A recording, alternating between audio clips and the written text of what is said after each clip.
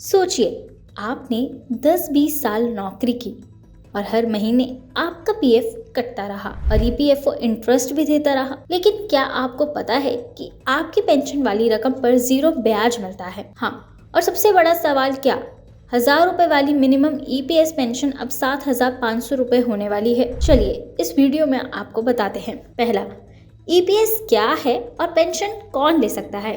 तो अगर आपने कम से कम 10 साल तक नौकरी की है और आपकी उम्र भी 58 साल हो चुकी है तो आप ईपीएफओ की एम्प्लॉयज पेंशन स्कीम यानी ईपीएस के तहत लाइफ टाइम पेंशन के हकदार बन जाते हैं। नौकरी बीच में छोड़ दी तो या तो जमा पेंशन निकाल सकते हैं या कम पेंशन ले सकते हैं।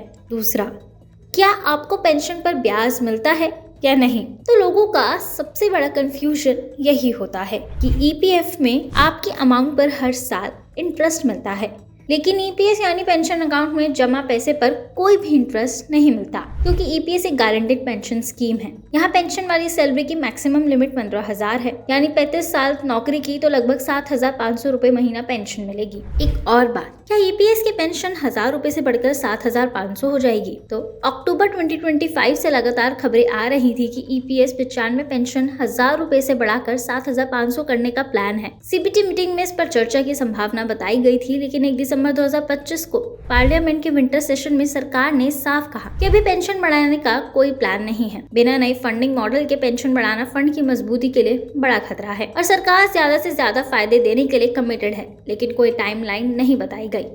मतलब फिलहाल ईपीएस पेंशन 1000 रुपए ही रहेगी।